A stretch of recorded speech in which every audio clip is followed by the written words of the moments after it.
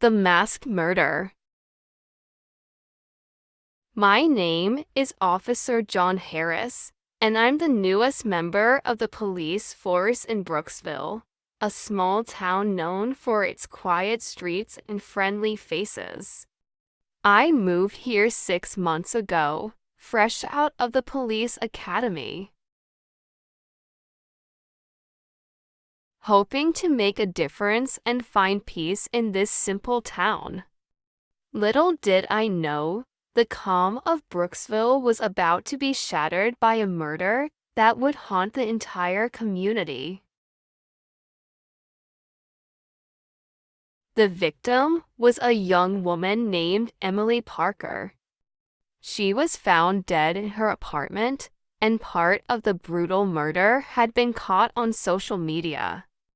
The video spread like wildfire online, terrifying everyone who watched it.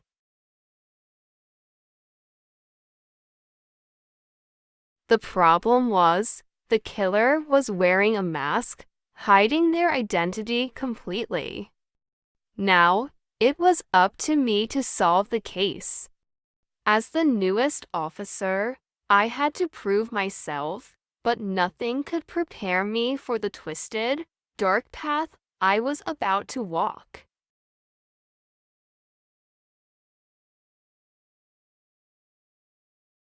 Chapter 1: A Quiet Beginning.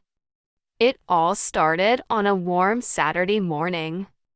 I was sitting at my desk, going through some paperwork, when the call came in. It was Detective Marla Stevens, one of the senior officers, who first heard about it. "John," she called out from across the station. "We've got a case. Get ready."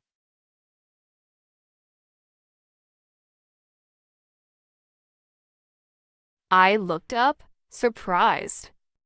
Brooksville wasn't a place where much happened.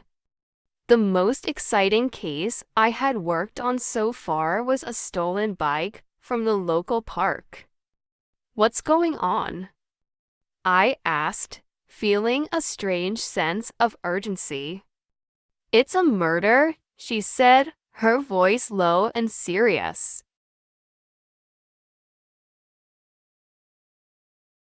"A young woman was killed, and it's all over social media. We're heading to the crime scene." I grabbed my jacket and followed her out the door, my heart pounding in my chest.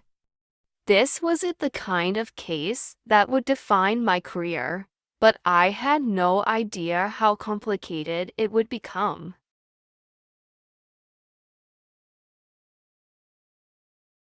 Chapter 2: The Scene of the Crime. The crime scene was Emily Parker's small, cozy apartment on the second floor of an old building near the center of town. As soon as we arrived, we saw the police tape surrounding the building, and a few curious neighbors were standing outside, whispering in fear and confusion. We entered the apartment, and I felt a chill in the air. The living room was in chaos. A table was knocked over, papers were scattered everywhere, and a broken lamp lay on the floor. In the middle of the room was Emily's lifeless body. She had been stabbed multiple times. But what caught my attention immediately was the phone on the floor. It was still recording when we arrived.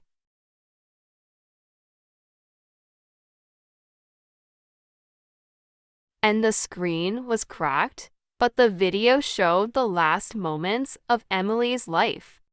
The killer's face was hidden behind a black mask, and they had worn gloves to avoid leaving fingerprints. "It's all over the internet," Detective Stevens said as she handed me her phone. "Someone uploaded the video to social media just hours ago."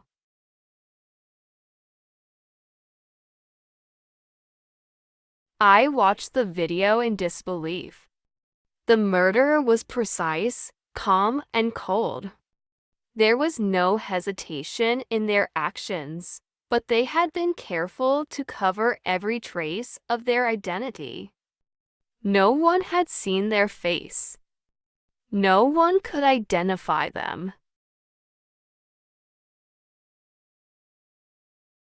Chapter 3: The First Clue. As I stood there, staring at the mess of the crime scene, I felt overwhelmed. How do you find someone who has covered every track? It felt like we were chasing a ghost. But Detective Stevens was experienced. She knew what to look for. "John," she said, motioning me over to the kitchen. "Look at this." On the kitchen counter was a receipt from a local cough. It was dated just the day before the murder. Emily had been there, but what caught our attention was a note scribbled on the back of the receipt. It read, "Meet me at 9 p.m. Same place." "Do you think she was meeting someone the night of the murder?" I asked, feeling a small flicker of hope. "Possibly," Stevens said, her brow furrowed in thought.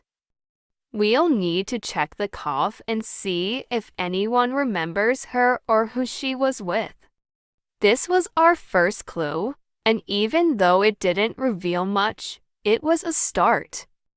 But deep down, I had a feeling this case wouldn't be solved so easily. Chapter 4: The Social Media Nightmare. As we continued to investigate, the video of the murder spread faster online. News outlets picked it up, and soon everyone in Brooksville knew about it. People were scared. Everyone wanted to know who the masked killer was and why they had targeted Emily Parker.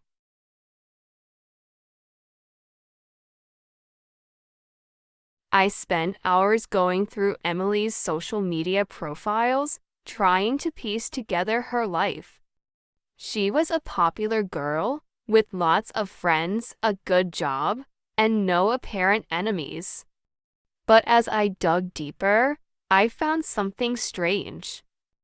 Just a few days before her death, Emily had posted a cryptic message on her social media account.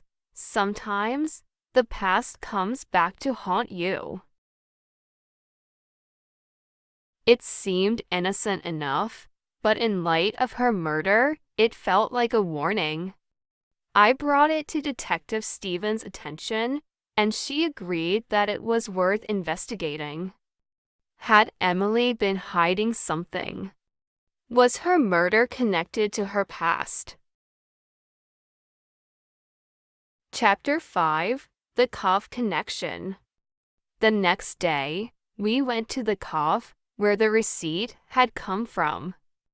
It was a small place, with a few tables and a quiet atmosphere. The barista at the counter recognized Emily immediately. "Yes, she came in often," he said. "She was here the night before she died, but I didn't see who she was with. She always sat in the corner, and I didn't pay much attention." "Did she seem different that night? Was she acting strange?" I asked, hoping for any small detail that could help. The barista thought for a moment. "Now that you mention it, she did seem a bit nervous. She kept looking at the door, like she was waiting for someone." We thanked him and left the cough, feeling like we were still walking in circles. But then, something clicked in my mind. If Emily had been meeting someone that night, Maybe the cough had security cameras. We rushed back inside and asked the owner. Sure, we have cameras, the owner said, pointing to the corner of the cough. But I'll need to check the footage for you.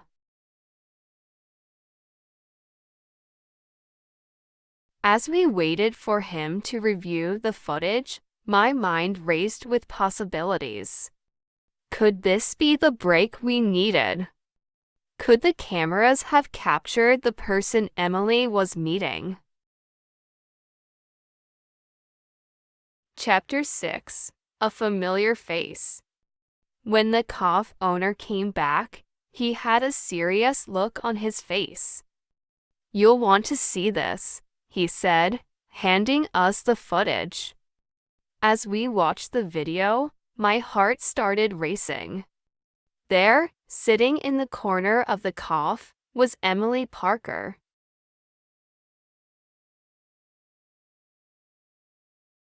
She was alone at first, but then, someone walked in and sat down with her.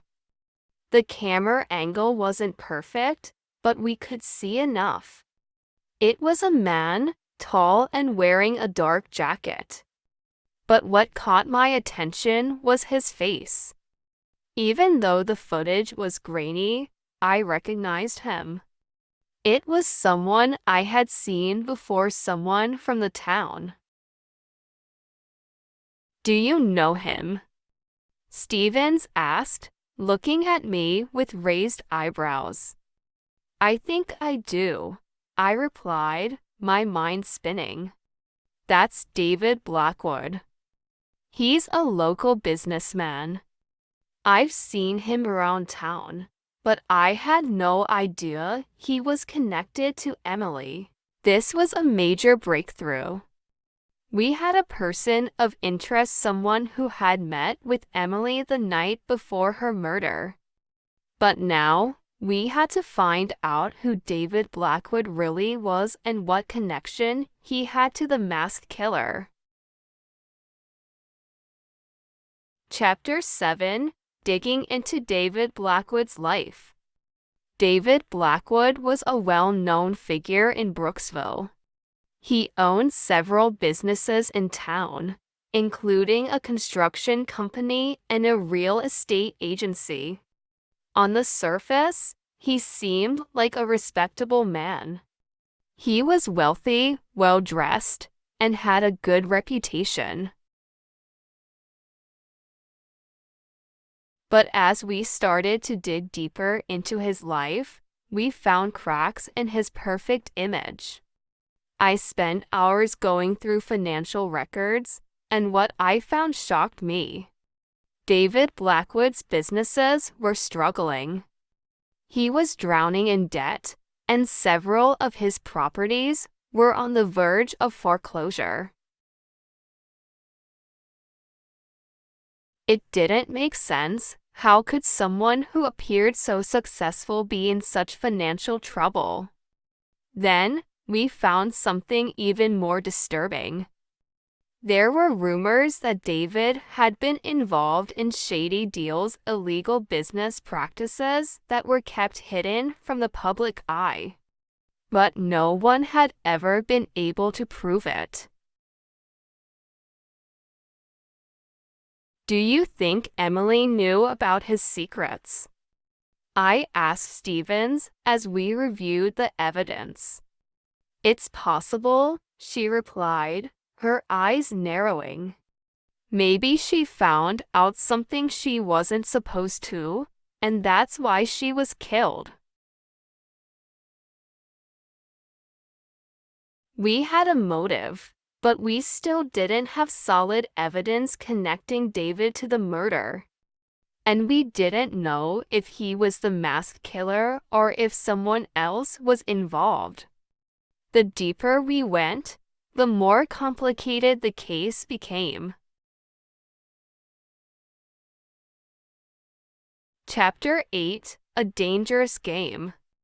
As we continued our investigation, I started receiving strange messages on my phone.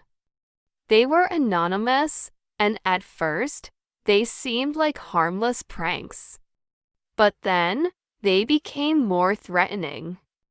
"Stop digging, or you'll regret it," one message read. "Leave the case alone, or you'll be next," said another. It was clear that someone didn't want me to solve this case. But I wasn't going to back down. I was determined to find out the truth, no matter what. I brought the messages to Stevens, and she was equally alarmed. "This is serious, John," she said, her voice tense. "Whoever is sending these knows we're getting close. We need to be careful." I agreed, but the fear only fueled my determination. The more I investigated, the clearer it became that we were dealing with a well-planned, calculated murder. David Blackwood might not have been the one wielding the knife, but he was definitely connected.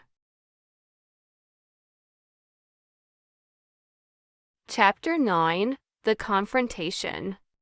Armed with what we had, we decided it was time to confront David Blackwood. We arrived at his office, a sleek building in the heart of Brooksville. As we entered, Blackwood greeted us with a cold, practiced smile. "Officers," he said, his voice smooth. "What can I do for you today?" "We need to ask you a few questions about Emily Parker," Stevens said, cutting straight to the point. Blackwood's smile faltered for a second. "Emily? That's the girl who was killed, right? Tragic. But I don't see what that has to do with me." "You were seen meeting with her the night before she died," I said, watching his reaction closely. For a moment, Blackwood's expression hardened, but he quickly regained his composure. "I have business meetings all the time. I can't possibly remember them all." "This wasn't just any meeting," Stevens added. "We have footage of you sitting with her at the cough." Blackwood shifted uncomfortably, but he didn't deny it. "Fine. I met with her. She wanted to discuss some personal matters. But I had nothing to do with her death." "What kind of personal matters?" I asked, pressing him. "She had some concerns about a property she was looking to buy." "That's all," he said, his tone defensive. "Now, if you'll excuse me, I have a meeting to attend." We left his office, but I couldn't shake the feeling that Blackwood was hiding something. His answers were too vague, too rehearsed. We needed more. We tracked him down. His name was Derek Cole, and he had been working as a contractor for Blackwood's construction company. When we brought him in for questioning, he was nervous, sweating under the pressure. "I didn't kill her," he blurted out the moment we mentioned Emily's name. "But you were there that night, weren't you?" I asked. Derek hesitated. "Yes, I was there. But I was just following orders." "Whose orders?" Stevens asked, leaning forward. He looked down, defeated. Blackwood. He paid me to scare her. I didn't know it would go that far. He just wanted her to back off from something she'd found out about his business. And the mask? I asked. It was Blackwood's idea. He said if anyone saw me, they wouldn't be able to identify me. Chapter 11, The Rest. With Derek's confession and the evidence we had gathered, we finally had enough to arrest David Blackwood. The town was in shock when the news broke. The wealthy businessman, once seen as a pillar of the community, was revealed as the mastermind behind Emily Parker's murder. As we handcuffed Blackwood and led him out of his office, he glared at me with cold, dark eyes. "You'll regret this, Harris," he said, his voice dripping with venom. But I didn't care. I had done my job. I had uncovered the truth, and Emily Parker would finally get justice. Epilogue: A town forever changed. Brooksville was never the same after the case. The murder of Emily Parker had shattered the peace of the small town, leaving behind a scar that would take years to heal. But for me, the case was more than just my first big investigation. It had taught me that beneath the surface, even the most peaceful places can hide dark secrets. As I stood at Emily's grave, I promised her that I would never forget. The mask had been lifted, but the darkness it concealed would always linger, reminding me that the fight for justice never ends.